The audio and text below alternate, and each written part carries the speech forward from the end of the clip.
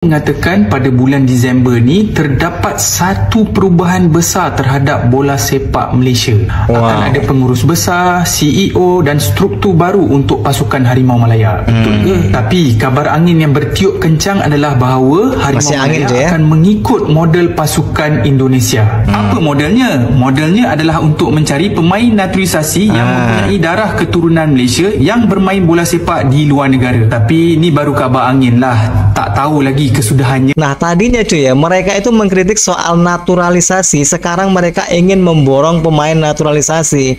Lalu Indonesia juga turunkan timnas muda di Piala AFF. Mereka juga akan turunkan pemain mudanya cuy. Nah, jadi intinya mereka memang selalu ingin ikuti Indonesia ya cuy ya. Iki info teko pusat. Onran apa meneh? Wis to, onran apa meneh? Malaysia berambisi ingin langkahi pencapaian Indonesia. Ya ampun, apa to Malaysia Indonesia lebih baik teko kowe iki napa to kok kowe wegah? Akui fakta ngono lho, akui fakta. Memang saiki Indonesia pencapaian iki sapi. Kok kowe rak trimo wae ke dia ini iri dengki nek karo Indonesia. Heran lho. Struktur baru Harimau Malaya bakal cetus fenomena atasi Indonesia. Ki ya to.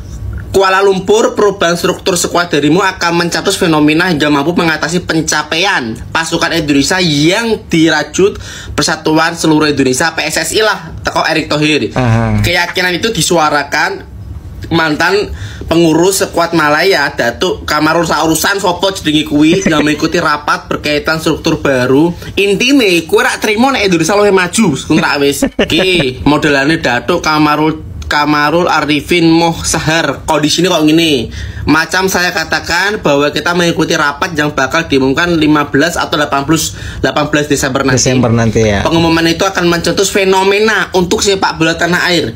Saya percaya apa yang sedang diusahakan itu dan dilakukan oleh Tengku Mahkota Ismail. Tengku Mahkota Ismail ki seneng JDT ki lho, sing presidennya JDT. Apa sih? Akan mencetus fenomena yang baik untuk sepak bola tanah air. Kita mungkin akan lebih gempa. Wow.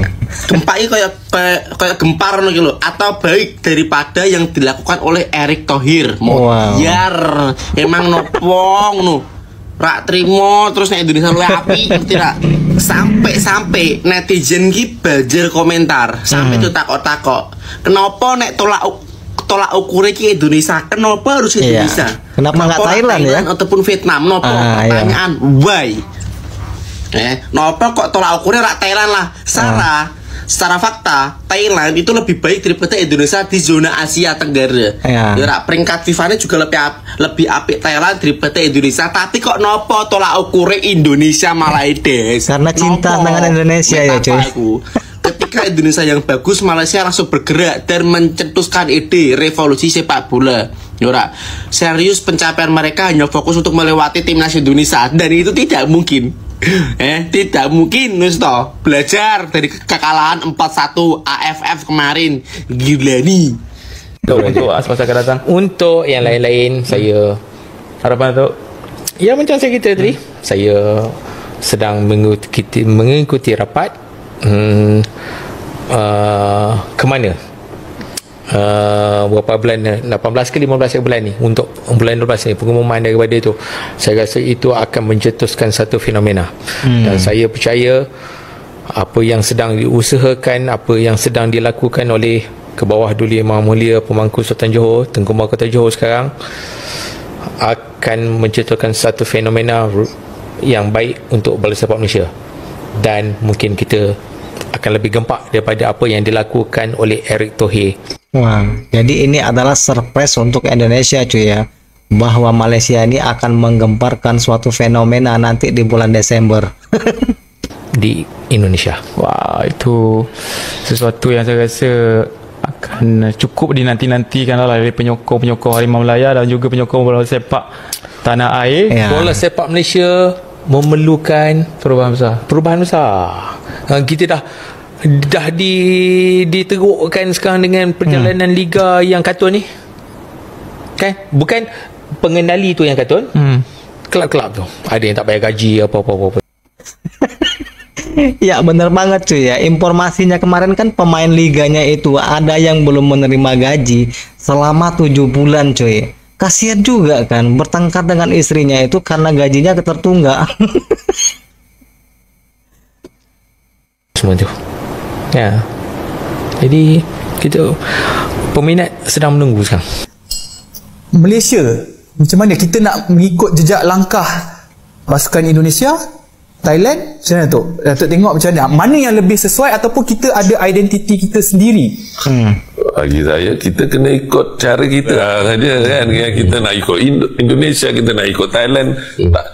Harimau Melaya ni menjadi satu pasukan yang disegani lah. Dan, jadi kita kena pastikan bukan kita nak mengikut orang. Itu duk cakap ini macam Indonesia. Indonesia boleh menang dengan boleh seri dengan Arab. Saudi 10 berapa tahun dah Malaysia dah seri. Menang pun kan. Mengerikan cuy ya, pasukan Harimau Malaya ini pasukan yang disegani karena sering menang dan sering seri sama Arab. Jadi inilah ya salah satu sifat dari mereka yang membangga-banggakan masa lalu. Ujung-ujungnya ya jidat ludah sendiri kan cuy ya, ikuti jejak Indonesia juga. Jadi dengan cara revolusi mau ngeborong pemain naturalisasi ya kan. Cuma di sini kita perjelas lagi cuy ya, pemain Indonesia itu bukan pemain naturalisasi, tapi pemain keturunan berdarah Indonesia. Bener kan cuy? Kita ada ni, kita ada acuan kita sendiri sebenarnya kalau kita nak ikut.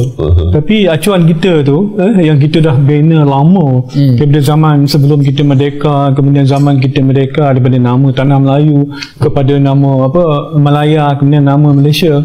Kita dah ada acuan tu kan. Pemain kita adalah pemain yang menerusi complement each other antara kaum Melayu, India, Cina, menyebabkan pasukan kita kuat. Kita layak ke Olimpik 72, kita layak ke Olimpik 80. Kita boleh buat sebenarnya. Akhir-akhir ini kita tidak, orang kata, tidak menunjukkan bahawa kita ada kuasa, masih lagi kuasa bola sepak di Asia Tenggara. Seperti kecewa dan akhirnya kita mengambil jalan pintas, shortcut, menggunakan pemain naturalisasi dan juga warisan. Ini yang Indonesia sedang melakukan. Sebab Indonesia dia tak, sebenarnya dia istilah naturalisasi tu tak ada pada Indonesia. Dia sebenarnya pemain warisan. Dia mensyaratkan pemain yang mempunyai darah Indonesia. Nah, pinter bapak botak satu ini cuy ya. Pasti dibantah nih sama temannya cuy. Dia bukan macam kita pemain import yang kita diberikan. Yalah, itu maksud saya itulah.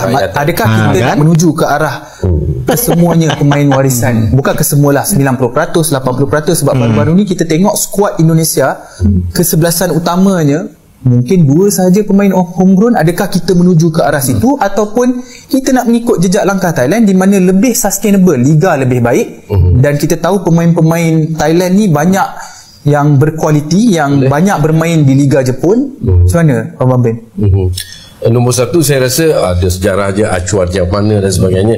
Mungkin isu yang paling utama, contohnya Piala Asia kita layak ke persaingan akhir on merit. Yang pertama dalam letak kita main 3, mereka kumpulan 3 kalah.